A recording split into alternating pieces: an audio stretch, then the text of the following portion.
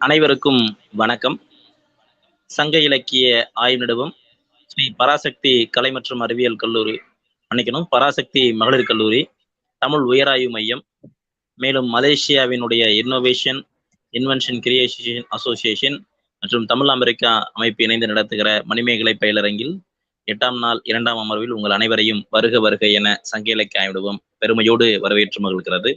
இந்த அமர்வில் நம்மிடையே உரையாற்ற இருக்கக்கூடிய பெருந்தகை, ஏற்கனவே நம்ம சங்க இலக்கிய ஆய்வு நிறுவனத்தில் பல உரைகளை நிகழ்த்திய அறிஞர், தற்பொழுது நம்மிடையே அவர் 15வது காதையாக இருக்கிற பாத்திரம் கொண்டு பிச்சை பூக்க காதை என்கின்ற காதை குறித்தான கருத்துரை வழங்க இருக்கிறார்கள்.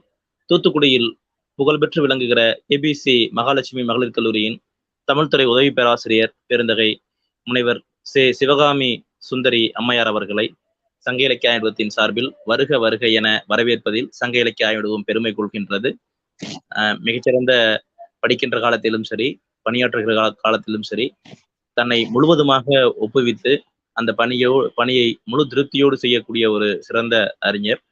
படிக்கின்ற காலத்தில் தங்கப்பதக்கம் எல்லாம் பெற்ற ஒரு மாணவராக இருந்து இன்று தமிழறிஞராக உயர்ந்து நிற்கின்றார். அப்படிப்பட்ட சான்றோர் பெருந்தகையாக இருக்கிற முனைவர் சிவகாமி சுந்தரி அம்மையார் அவர்களை சங்க இலக்கிய ஆய்வு நிறுவனம் பெருமையோடு வருக வருக என வரவேற்கிறது. நன்றி, வணக்கம் அம்மா.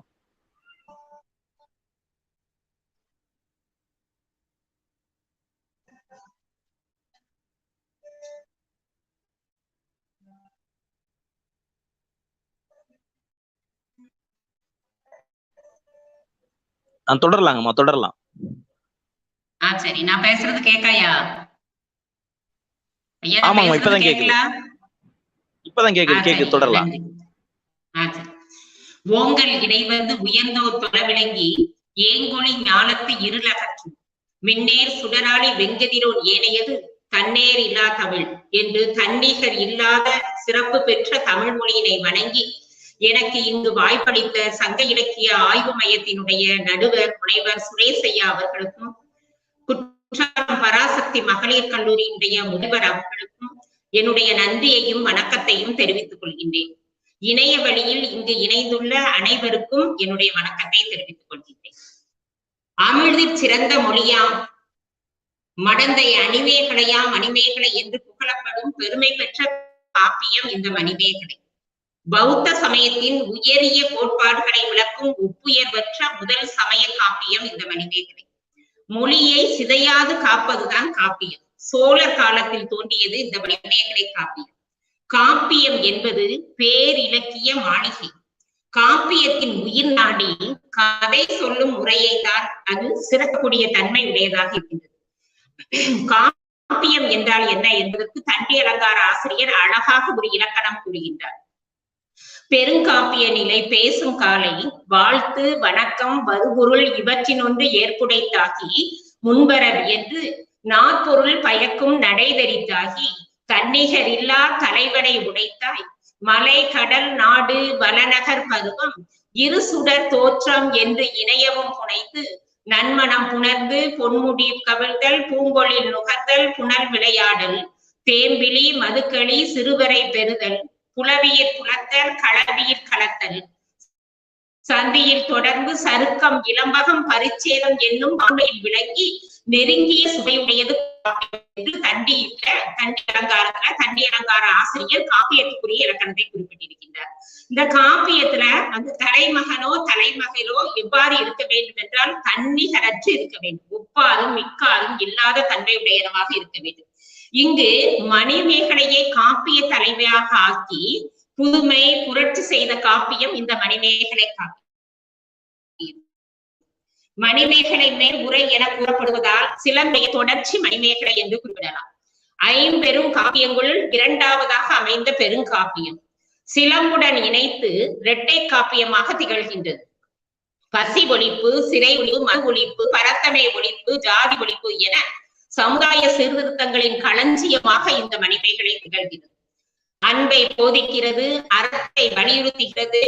கொந்தார் புலல் மணிமேகலை கொள்வது எங்கன் என்று துரைமங்கலம் சிவபிரகாசரால் பாராட்டப்பட்டது இந்த மணிமேகலை. கலை மகள் காப்பிய தலைவியாக ஆக்கி அவளுடைய பெயராலேயே சக்கனார் மணிமேகலை என பெயர் சூட்டியிருக்கின்றார். அகவற் செய்யுளால் ஆனது. பௌத்த நெறிகளை அறிந்து ஆசையை துறக்க வேண்டும் என்று வலியுறுத்துகின்றது. இந்த காப்பியத்தினுடைய கரு என்ன அப்படின்னு சொல்லி பார்க்கும்போது வீடு பேர் அடைதல் என்பதுதான் இந்த காப்பியத்தினுடைய கருவாக இருக்கின்றது. இந்த காப்பியத்தின் ஆசிரியர் மதுரை கூலவாணிகன் சீத்தலை சாத்தனார். இவர் இயற்றினார். இவர் அருகே இளங்கோவடிகள் இருந்து கேட்டார் என்று நூற்பதிகமானது நமக்கு தெளிவுபடுத்துகின்றது.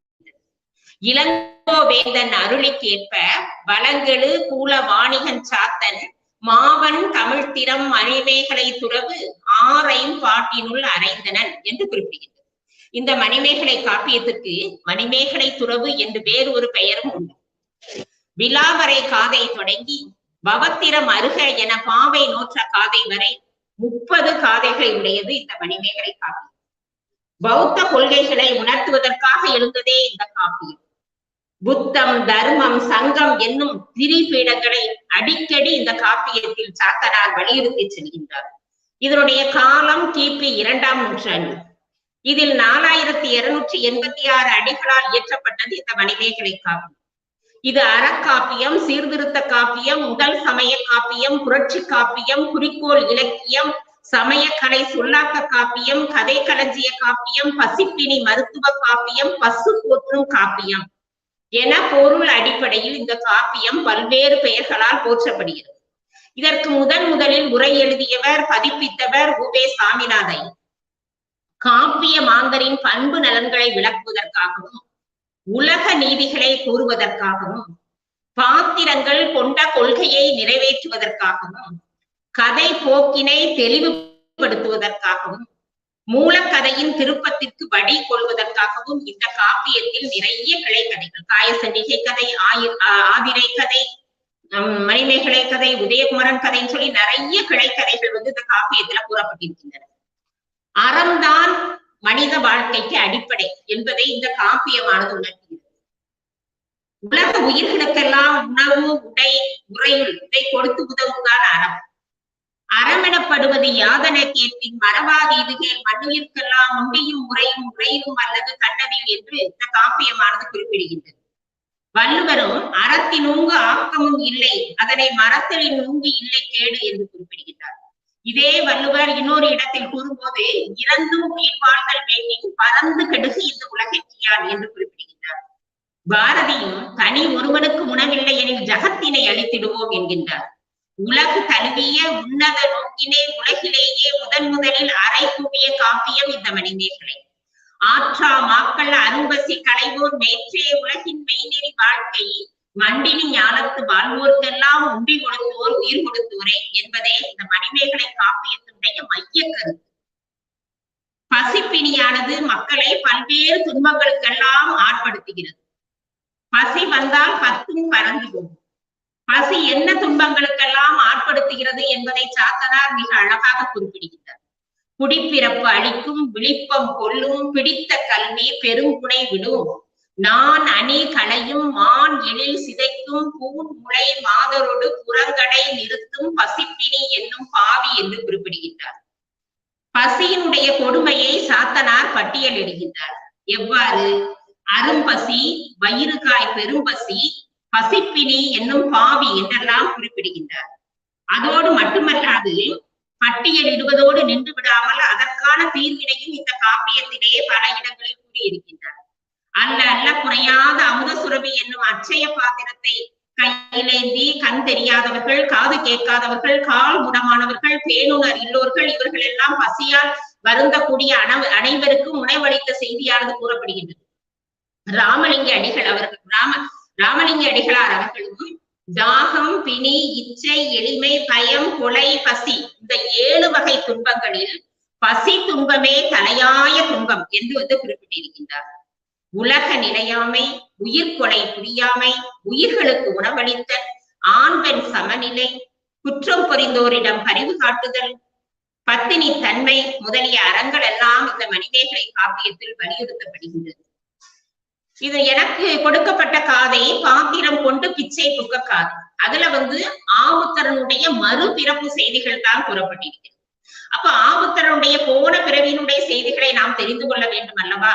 வாருங்கள் ஆவுத்தரனுடைய கதைக்கு செல்வோம்.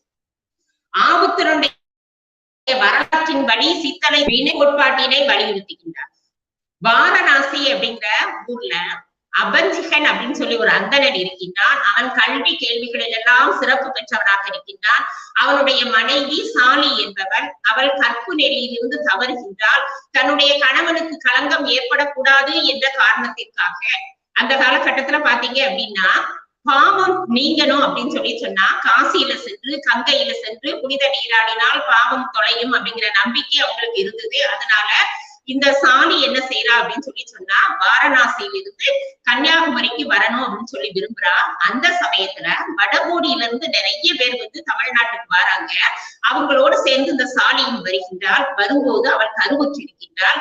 அந்த வாரணாசியிலிருந்து கால்நடையாகவே நடந்து வருகின்றாள். அவள் அங்கு தமிழ்நாடு அடைகின்றாள். அதுக்கு பிறகு பாண்டிய நாட்டுக்கு வாரா. பாண்டிய நாட்டுல கொற்கை பகுதிக்கு வாரா. அங்க இருந்து அந்த கொற்கை பகுதியில உள்ள ஒரு காட்டு பகுதியில அந்த குழந்தையை பெற்றெடுக்கின்றார். ஒரு அழகான ஆண் குழந்தை. அந்த குழந்தைகிட்ட அந்த சாலிக்கு அன்பு அப்படிங்கிறது இல்ல. அதே மாதிரி பாத்தீங்கன்னா பாதுகாக்கக்கூடிய திறம் அப்படிங்கிறது அந்த சாலிகிட்ட இல்ல. உடனே அவன் என்ன செய்யறான்னா அந்த காட்டுல அந்த குழந்தையை விட்டுட்டு செல்கின்றான். அந்த காட்டில் அப்போதுதான் கன்றை ஈன்ற பசுவானது அந்த குழந்தைக்கு 7 நாட்கள் வரை பால் குடிக்கின்றது. அந்த சமயத்துல பயணக்கோடு அப்படிங்கிற இடத்துல உள்ள அப்பூதி என்ற ஒரு அந்தணனும் அவனுடைய மனைவியும் வருகின்றனர். இந்த குழந்தையை எடுத்து வளர்த்து ஆபுத்திரன் என பெயரிடுகின்றனர். அந்தனருக்குரிய வேதங்களை எல்லாம் கற்க வலியுறுத்துகின்றனர். அன்பு அரவணைப்பு இவையெல்லாம் செலுத்துகின்றனர். ஒரு நாள் இந்த ஆபுத்திரன் வளர்ந்து கொஞ்சம் பெரியவனாகின்றான். அந்தனர் ஒருவர் வீட்டில் நடைபெற இருந்த அந்த பசுக்கொலை குலை வேள்வியை அவன் தடுத்தான். பயணக்கோடு பகுதியில தெருவழியா வரும்போது ஒரு பசுவானதை கட்டி போட்டிருக்கு. அதை பார்த்த உடனே அங்க போய் இந்த பசு வேள்வி செய்தல் தவறு என எடுத்துரைத்து தடுக்கின்றான். உடனே அந்த ஊர்ல இருந்து அவன் விரட்டப்படுகின்றான். பின்னர் அவன் தென் மதுரைக்கு செல்கின்றான். பிச்சை ஏற்ற உணவினையும் அவன் பிறருக்கு கொடுத்து உண்டு வாழ்ந்து வந்தான். யாருக்கெல்லாம் சாத்தனார் பட்டியலிடுகின்றார். காணார் கேளார் கால் மூடப்பட்டோர், பேணுனர் இல்லோர் பிணி நடுக்குற்றோர், யாவரும் வருக என்று இசைத்துடன் ஊட்டி உண்டொளி மிச்சிலுண்டு ஒருதலை படுத்து கண்படை கொள்ளும் என்று கூறுகின்றார். பிச்சை ஏற்று வழங்கி வந்த அந்த உணவும் அவனுக்கு கிடைக்காமல் போனது. அவங்க வருந்திய போது சிந்தாதேவியினுடைய கோயில்ல ராத்திரி படுத்திருக்காங்க. அப்ப சிந்தாதேவியே அவனிடம் ஆபுத்திரனே, உன்னுடைய தின்பம் எல்லாம் அழிவதா, நீ வருந்தாதே, எழுந்திரு, நாடு வறண்டாலும் இந்த ஓடு வறுமை உறாது என்று கூறி அல்ல குறையாத தன்மையுடைய அந்த அமுத சுரபியை வழங்கினார். இதனை சாத்தனார் அழகாக கூறுகின்றார். வாங்குனர் கையகம் வருந்த என்று குறிப்பிடுகின்றார். வாங்குனர் கையகம் வருந்த அல்லது தான் தொலைவு இல்லா தகைவை உடையது என்று குறிப்பிடுகின்றார். இந்த அட்சய பாத்திரம் மகாபாரதத்தில் திரௌபதியால் பயன்படுத்தப்பட்டுள்ளது என்பது இங்கு குறிப்பிடத்தக்கது. அந்த பாத்திரத்தின் வழி பறவைகள் விலங்குகள் என உலக உயிர்களுடைய பசிகளை எல்லாம் இந்த ஆபுத்திரன் கூட்டுகின்றார். இந்த சமயத்துல இந்திரன் வருகின்றான். இந்திரன் ஒரு வயது முதிர்ந்த அந்தணன் தோற்றத்தோடு வருகின்றான். உனக்கு என்ன வர வேண்டும் கேள் என்று தருகிறேன் என்று கூறுகின்றான். அதற்கு ஆபுத்திரன், வருந்தி வந்தோர் அரும்பசி களைந்து அவர் திருந்து முகம் காட்டும் என் தெய்வக்கடியை நீ வழங்கும் வரத்திற்கு ஈடாகாது என்று இந்திரனிடம் ஆபுத்திரன் கூறுகின்றார். உடனே இந்திரன் சூழ்ச்சி செய்கின்றார். நாட்டை வளம் கொளிக்கக்கூடிய நாடாக மாற்றுகின்றார். 12 வருடங்கள் செல்வ செழிப்பு மிக்க நாடாக அந்த நாட்டை மாற்றுகின்றார். அமுத சுரபியை பயன் அற்றதாக ஆக்கிவிடுகின்றார். உடனே ஆபுத்திரன் மழையின்றி வறுமையுற்று வாழ்கின்ற சாவக நாட்டிற்கு செல்வதற்காக மரக்கலம் ஏறுகின்றார். காற்று வேகமாக வீசியது. கடல் கலங்கியது. மணிவல்லவ தீவில் கரை ஒதுங்கி ஒரு நாள் தங்கியது. ஆபுத்திரன் அங்கு கரை இறங்கினான். மாலுமி இறங்கியவர்கள் எல்லாரும் ஏறிவிட்டார்கள் என நினைத்து கலத்தை செலுத்தி சென்று விட்டான். ஆபுத்திரன் மணிவல்லவ தீவிலே தனிமையாக இருந்தான். அந்த தீவிலே மக்கள் யாருமே இல்லை. எனவே தன்னிடம் உள்ள அந்த அட்சய பாத்திரத்தை கோமுகி பொய்கையில் வீசி எறிகின்றான். இங்கு வாழ்வோர் யாவரும் இன்மையின் மண்ணுயிர் ஓங்குதல் யானோ பெறேன் என்று மணிவல்லவ தீவில் உள்ள கோமுகி பொய்கையில் ஆண்டுக்கு ஒரு முறை தோன்றுக அருள் அறம் பூண்ட உயிர்களை பாதுகாக்கும் எவரேனும் உளர் எனில் அவர் கை புகுக என கூறி உண்ணா நோன்பிருந்து அந்த ஆபுத்திரன் உயிர் துறந்தார். இதுவரைக்கும் ஆபுத்திரனுடைய போன பிறவி கதை சொல்ல. எனக்கு கொடுக்கப்பட்ட இந்த பாத்திரம் கொண்டு பிச்சை புக்க காதையில் ஆபுத்திரனுடைய மறுபிறவி கதையானது கூறப்பட்டிருக்கிறது. ஆபுத்திரனை அந்த பாதுகாத்து வளர்த்த அந்த பசுவானது அறத்தின் பயனால் சாவக நாட்டில் பெரிய தவளமலையில் மண்முகன் என்னும் மாதவ முனிவனிடத்தில் வந்து தோன்றி வளர்ந்தது. அந்த பசுவினுடைய கொம்பும் குளம்பும் எப்படிப்பட்டது அப்படின்னா பொன்னால் ஆனது. தன் அருளை பிறரெல்லாம் கண்டு தொழுமாறு மண்முக முனிவனை அந்த பசுவானது சேர்ந்திருந்தது. அந்த பசு எத்தகைய தன்மை உடையது அப்படின்னு பார்த்தா ஈனுவதற்கு முன்பே பாலினை மடி சுரந்து இன்னுயிர்களுக்கெல்லாம் ஈந்து கொடுக்கக்கூடிய தன்மையினை உடையது.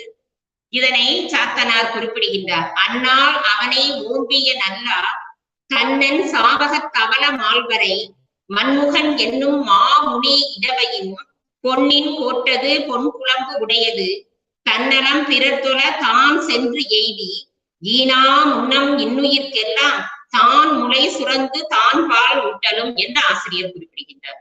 அடுத்து இந்த பாத்திரம் கொண்டு பிச்சை புக்க காதையில் மண்முக முனிவனை பற்றி மணிமேகலை ஆசிரியர் குறிப்பிடுகின்றார். தன்னுடைய தவத்தால் அவன் 3 காலங்களையும் தெளிவுற நன்கு அறிந்தவன்.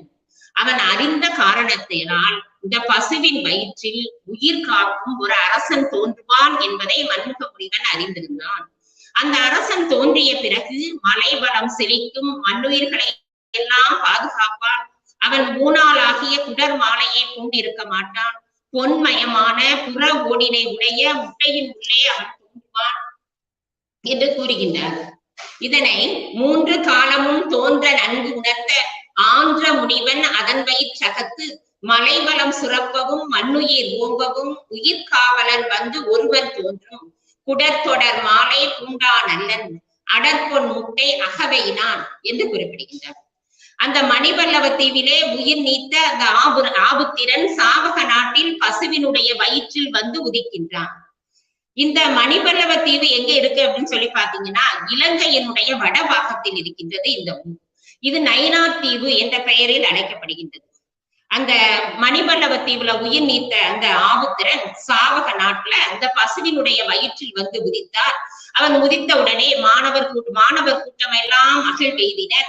புத்தன் தோன்றி ஞானம் பெற்ற நாளில் விசாக நட்சத்திரத்தோடு கூடிய நிறைமதி நாளில் இவன் வந்து பிறக்கின்றான். இதனை சாத்தனார் கூறும்போது ஆங்கு ஆவயிற்று அமர்கலம் போப்ப தீர்கனி நாவல் ஓங்கும் அத்தீவினுக்கு ஒருதான் ஆகி உலகு ஒளி தோன்றினன் பெரியோன் பிறந்த பெற்றியை நீக்கேன் இறுதி இளவேனில் எரிகதிர் இடவத்து ஒரு பதின் மேலும் ஒரு 3 சென்ற மீனத்து இடைநிலை மீனத்து அகவையின் போதி தலைவனோடு பொருந்திய போல் தந்து என்று கூறுகின்றார்.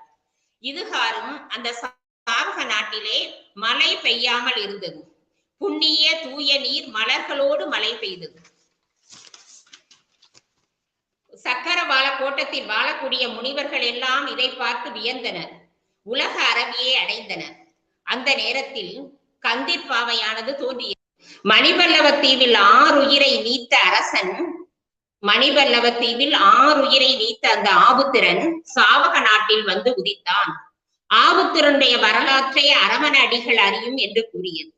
மன்னகம் எல்லாம் மாறி இந்தியும் புண்ணிய நன்னீர் போதொடு செறிந்தது போதி மாதவன் பூமியில் தோன்றும் காலம் அறியும் கண்டன சிறப்பு சக்கரவாள கோட்டம் வாழும் மிக்க மாதவர் விரும்பினர் வியந்து கந்துடை நெடுநிலை கடவுள் எழுதிய அந்தில் பாவை அருளும் ஆயிரின் அறிகுபம் என்றே செறியிருள் சேரலும் மணிபல்லவத்திடை மண்ணுயிர் நீத்தோம் தனியா உயிர் உப சாவகத்து உதித்தோன் ஆங்கு அவன் தந்திரன் அறியும் என அரவணடிகள் கூறுகின்றனர். சாவக நாட்டு அரசன் பூமிச்சந்திரன்.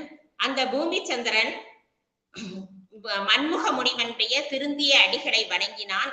நான் மக்கட்பேறு இல்லை, உன்னுடைய தவத்தின் அருளால் புதல்வனை பெற்றேன் என்று கூறி அந்த குழந்தையை அவன் வளர்த்து வருகின்றான். அந்த பூமிச்சந்திரன் வளர்க்கப்பட்ட புண்ணியராசன் என்ற பெயரினை பெற்ற இந்த ஆபுத்திரன் அரசாலும் செல்வம் அரசனிடம் இருந்தபடியால் இவன் மாலை அழிந்த மன்னனாகினான். புண்ணியராசன் என்ற பெயரினை பெற்றான். ஆயிலேயே இந்திரன் அபிர் நுகர்ச்சி இல்லாதவன், சோழ மன்னன் அருள் இல்லாதவன் ஆயினான். காவிரியில் நீர் பெருகி உயிர்களை பாதுகாத்து பறந்து செல்கிறது. இருந்தாலும் கூட அந்த புகார் நகர்ல இருக்கக்கூடிய மக்கள் வறுமை துன்பத்தால் வாடுகின்றார்கள். பார்க்கடல் தந்த அமிழ்தத்தை தேவர்கள் உண்டு கழித்து எஞ்சியதை பயன்படுத்தாமல் வைத்திருக்கின்றனர். அரவணடிகள் மணிமேகலைக்கு ஆபுத்தருடைய வரலாற்றை கூறுவதோடு மட்டுமல்லாமல் அந்த அமுத சுரபியை பயன்படுத்தாமல் இருப்பது தவறு என்றும் கூறுகின்றார். இதனை வரன்போடு உலகின் வான் துயர் கெடுக்கும் அரண்போடு ஒழித்தல் ஆயிலை தகாது. எனவே உடனே நீ அமுத சுரபியை பயன்படுத்த வேண்டும் என்று அரவணடிகள் மணிமேகலைக்கு அறிவுரை கூறுகின்றார். பசிப்பிணி தீர்க்கும் அறமானது இடைவிடாமல் செய்யப்பட வேண்டும் என்பதை இது உணர்த்தக்கூடிய வகையிலே இருக்கின்றது. பசியை போக்கும் அறத்தினை மேற்கொண்ட பிறகே மணிமேகலை காப்பிய தலைவியாக உயர்வு பெறுகின்றார். இந்த அமுத சுரபியானது ஆறுயிர் மருந்து, ஐயக்கடிஞை, உயிர் மருந்து, தெய்வ பாத்திரம், வனங்குரு பாத்திரம், விங்கை பாத்திரம் என்று பல பெயர்களில் இந்த அமுத சுரபியானது அழைக்கப்படுகின்றது. இந்த அமுத சுரபியை பெற்ற மணிமேகலையானவள் மாதவி வரலாறு, சுதமதி வரலாறு, ஆபுத்திரன் வரலாறு, அவன் அமுத சுரபியை பெற்ற வரலாறு இவற்றை எல்லாம் கூறி அமுத சுரபியை உடனே பயன்படுத்த வேண்டியதை பற்றி அரவண அடிகள் கூறியதை கேட்ட மணிமேகலை தன்னுடைய தாயாக விளங்கக்கூடிய மாதவி, சுதமதி இருவருடனும் அரவண அடிகளை தொழுகின்றாள். பிறகு அவள் பிக்குனி கோலம் பூணுகின்றாள், அதாவது துறவி கோலம் பூணுகின்றாள். கையகம் கொண்ட கடவுள் தன்மை பொருந்திய ஐயக்கலன் அமுத சுரபியோடு தெருவில் வருகின்றார். இதனை அழகாக சாத்தனார் குறிப்பிடுகின்றார். மாதவன் உரைத்தலும் மணிமேகலை தான் தாயர் தம்மோடு தாழ்ந்து பலையேத்தி கை கொண்டு எடுத்த கடவுள் கடிஞையோடு பிக்குனி கோலத்து பெருந்தெரு அழைதலும். அவ துறவி கோலத்துல தெருவுக்கு வாரா. அந்த தெருவுல இருக்கிறவங்க யாரெல்லாம் அப்படிங்கிறத சாத்தனார் அழகாக சித்தரிக்கின்றார். அங்கே அறிவில்லாத ஊர் சிறுவர்கள் இருக்கின்றார்கள், காம நோயால் வருந்தி கிடக்கூடிய காமுகர்கள் இருக்கின்றார்கள், பரத்தவர் இருக்கின்றார்கள். இவர்களெல்லாம் ஆறாவாரித்து மணிமேகலையை சூழ்ந்திருக்கின்றனர். அந்த காட்சியானது எத்தகைய நிலையில் இருக்கின்றது என்று சாத்தனார் ஒரு உவமையுடன் காட்டுகின்றார். உஜ்ஜயினியில் நடந்த ஒரு நிகழ்ச்சியை நமக்கு நினைவுபடுத்துகின்றார். கோசம்பி நாட்டு அரசனான உதயணனை உஜ்ஜயினி மன்னனாக விளங்கக்கூடிய பிரச்சோதனன் என்பவன் சிறைபிடிக்கின்றான். இந்த சமயத்திலே உதயணனை விடுவிப்பதற்காக யூகி என்பவன் வேற்றூரு கொண்டு செல்கின்றான். அப்போது துன்புற்ற அந்த உஜ்ஜயினி மக்கள் எந்த நிலையில் இருந்தார்களோ அதே போல மணிமேகலை பிக்குனி கோலம் கொண்டு பிச்சை பாத்திரம் கையில் ஏந்திய நிலையானது இத்தகைய தன்மை உடையது என புகார் நகர மக்கள் மனம் வருத்தம் அடைந்ததாக சாத்தனார் குறிப்பிட்டிருக்கின்றார்.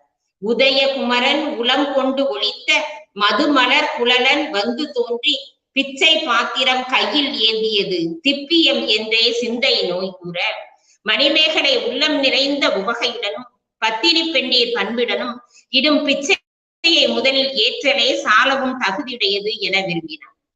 மணமனை மருகில் மாதவி ஈன்ற அணிமலர் பூங்கொம்பு அகமளி உவகையில் பத்தினி பெண்டீர் பண்புடன் இடுவும் பிச்சை ஏற்றல் பெருந்தகவு உடையது என எண்ணினார். இங்கு ஆதிரையை சாத்தனார் கூறுகின்றார். இவ்வாறு ஒரு பொய்கையில நிறைய தாமரை மலர்கள் பூத்து கிடைக்கின்றது. அந்த தாமரை மலர்கள்ல ஒரு மலர் மட்டும் ஈடு இணையில்லாத சிறப்புடன் ஓங்கி வளர்ந்து காணப்படுகின்றது என்று ஆதிரையை ஆசிரியர் குறிப்பிடுகின்றார். அவன் அத்தகைய தாமரை மலர் போன்றவள் என்று குறிப்பிடுகின்றார். வேண்டும் பொழுது மழை பெய்ய செய்யக்கூடிய கற்பினை உடையவள் இந்த ஆதிரை என்று குறிப்பிடுகின்றார். அதாவது வள்ளுவர் குறிப்பிடுவார், தெய்வம் தொழால் பொழுனன் தொழுதலுவான் பெய்யன பெய்யும் மழை. இத்தகைய தன்மை உடையவள் இந்த ஆதிரை. அதே மாதிரி ஒப்பாரும் மிக்காரும் இல்லாது தனிச்சிறப்புடைய தெய்வ கற்பினல் இந்த ஆதிரை என்று குறிப்பிடுகின்றார். அவளுடைய வீடுதான் இந்த வீடு, இதில் நீ புக வேண்டும் என்று மணிமேகலையிடம் காயசண்டிகை கூறினார்.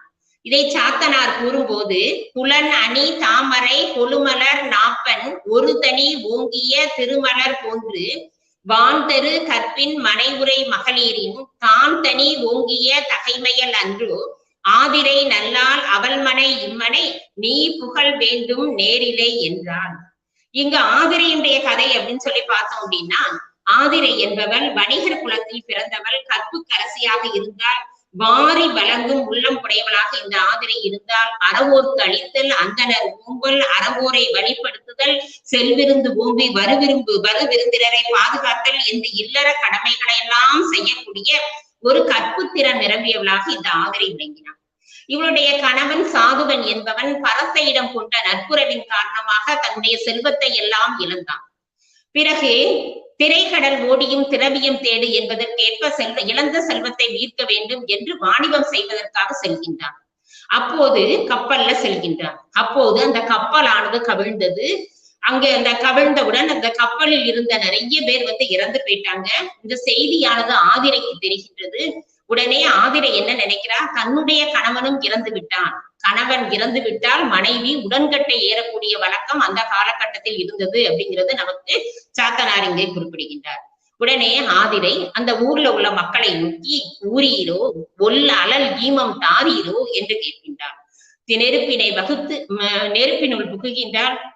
நெருப்பு அவளை எதுவுமே செய்யவில்லை. இதை அவர் சொல்லுங்க, அவள் நினைத்து வருத்தப்படுகின்றார். தீயும் கொல்லா தீவினை ஆட்டியே யாது செய்கேன் என்று வருந்துகின்றார். அந்த சமயத்தில் ஒரு அசிரீரை கேட்கின்றது, உன்னுடைய கணவன் சாகவில்லை, அவர் நக்க சாரணர் நாகர்கள் வாழக்கூடிய அந்த இடத்திலே அந்த நாகர்களுடன் நயம்பட பேசி நாகர்களுக்கு அவன் உறவினராக இருக்கின்றான் என்று அசிரீரை கேட்கின்றது. சந்திர தத்தன் என்று வணிகனுடைய கப்பலிலே அவன் வருவான் என்று கூறுகின்றார். பிறகு அந்த ஆதிரையானவள் மகிழ்ச்சி அடைகின்றார்.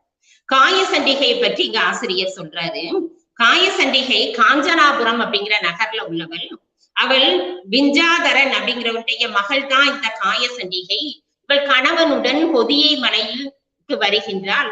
வரும்போது அங்கு ஒரு ஆற்றங்கரையில் விருச்சிக முனிவர் ஒரு தேக்கிளையில நாவற்கனியை வைத்துவிட்டு நீராட சென்றிருக்கின்றார்.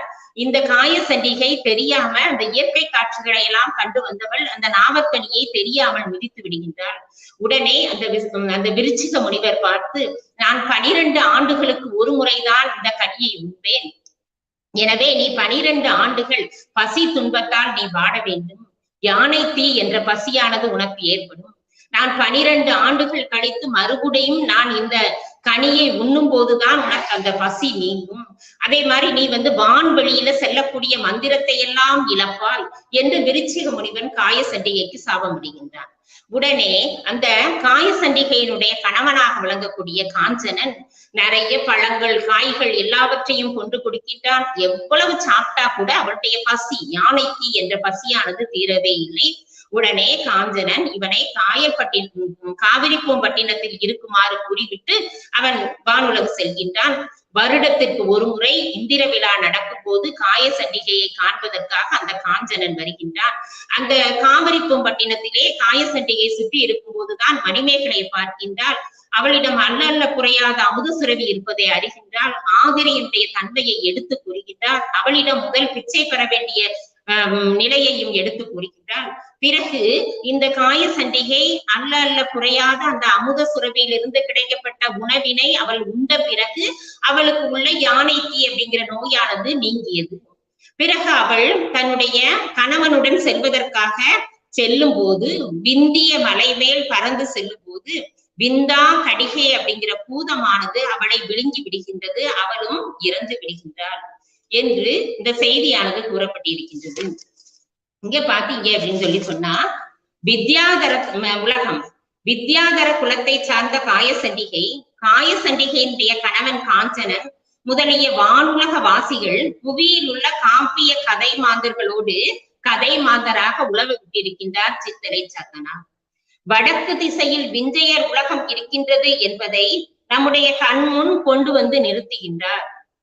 வடதிசை விங்கை மாநகர் தோன்றி தென்திசை வினையுறுப்ப சாவம் பட்டு தனித்துயர் வரும் வீவில வெம்பசி வேட்கையோடு தெரிதரும் பொதியிலோர் சிற்றியாற்று அடைகரை மாதவன் தன்னால் காய சண்டிகை எனும் காரிகை தானன் என்னும் பகுதியில் உணர்த்தும் காய சண்டிகை அங்கிருந்து புவிக்கு வந்து சாபத்தின் காரணமாக பூமியிலே 12 ஆண்டுகள் தங்கிவிட்டமையை மணிமேகலையுடன் எடுத்துரைக்கின்றார்.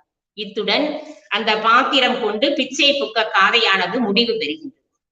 இங்கு மணிமேகலை இளமையும் நில்லா யாக்கையும் நில்லா வளவிய வான்பொருள் செல்வமும் நில்லா புத்தேல் உலகம் புதல்வரும் தாரார். எனவே தர்மம்தான் சிறந்தது, தானம் செய்வதனுடைய இன்றியமையாமையை இந்த மணிமேகலை நமக்கு வலியுறுத்துகின்றது.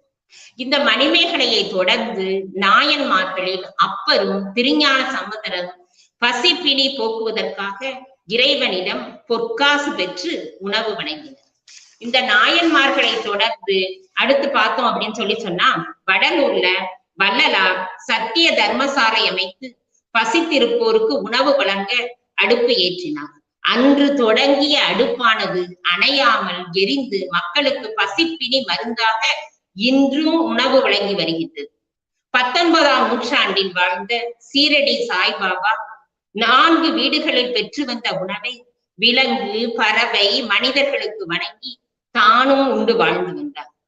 அவர் கொடுக்கும் உணவு அட்சய பாத்திரம் போல கொடுக்க கொடுக்க குறையாமல் பெருகி வந்தது.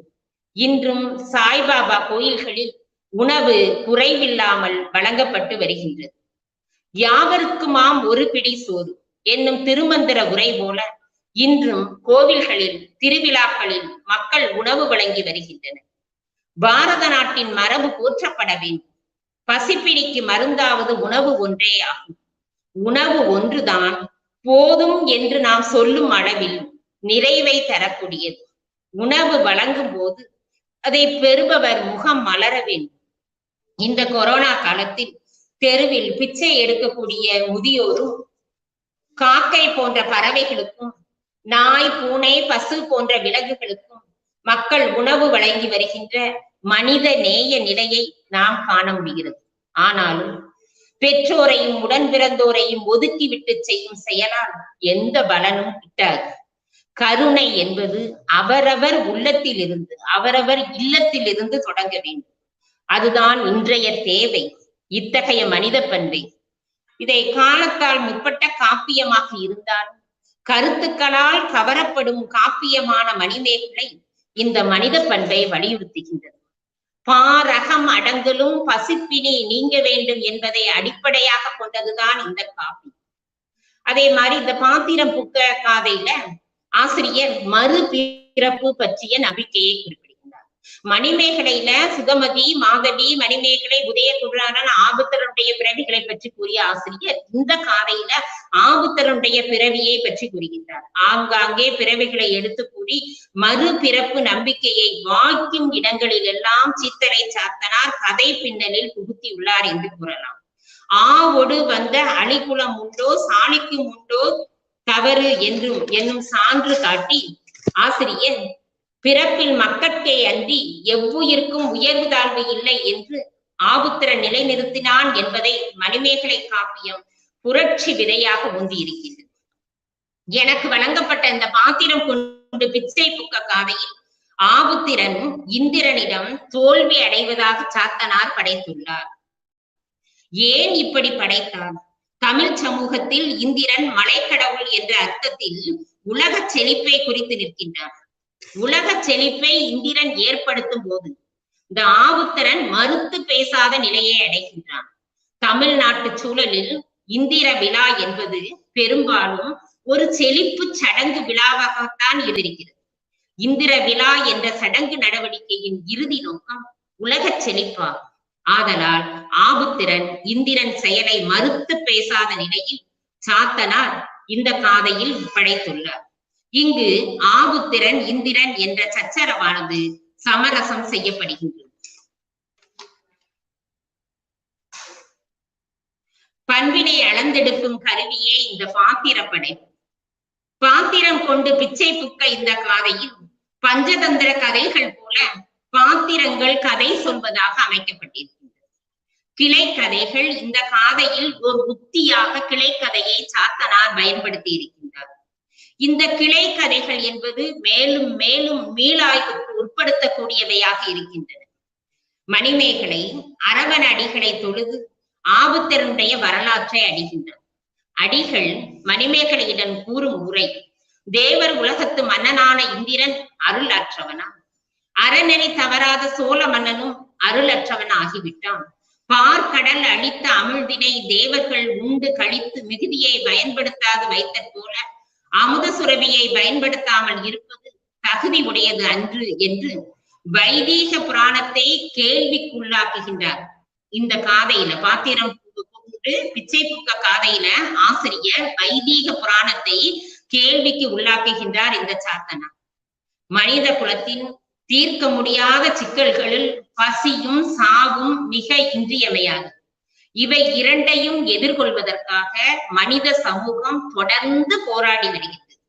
பசிப்பினி தீர்த்தலின் வெளிப்பாடுகளாகத்தான் புராணங்கள் தேவாமிர்தம், கற்பக விருட்சம், காமதேனு, அமுத சுரபி ஆகியவையெல்லாம் வருகின்றன. இந்த மனித உயிர் என்பது நிலையானதல்ல. அதை நம்பி பயணம் செய்வது என்பது ஏமாற்றத்தை உண்டாக்கும். எனவே அறம் செய்தலே இறுதி வரை துணை நிற்கும் என்ற சிந்தனையை மணிமேகலை நமக்கு எடுத்து காட்டுகிறது. மனிதனுக்கு சிந்தனை, சொல், செயல் மூன்றும் தொடர்புடையது.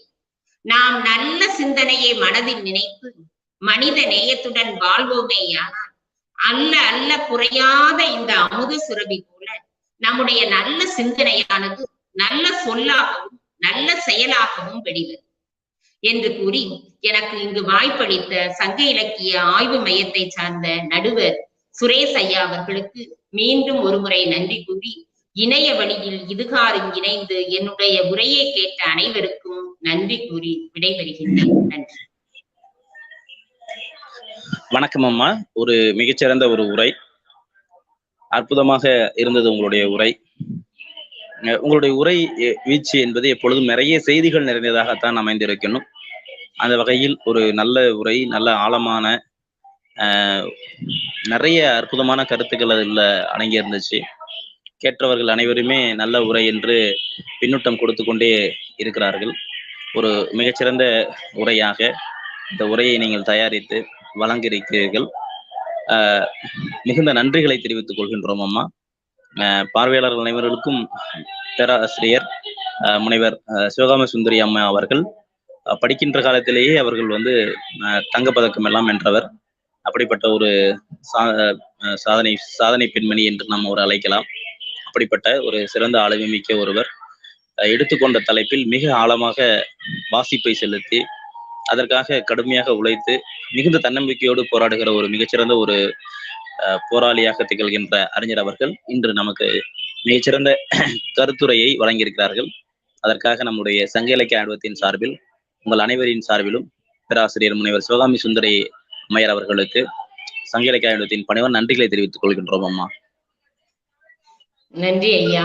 எனக்கு இந்த வாய்ப்பளித்தமைக்கு உங்களுக்கு மிக்க நன்றியை தெரிவித்துக் கொள்கிறேன். அனைவருக்கும் சான்றோர் பெருமக்கள் அனைவருக்கும் பணிவான நன்றிகளை தெரிவித்து மகிழ்கின்றோம்.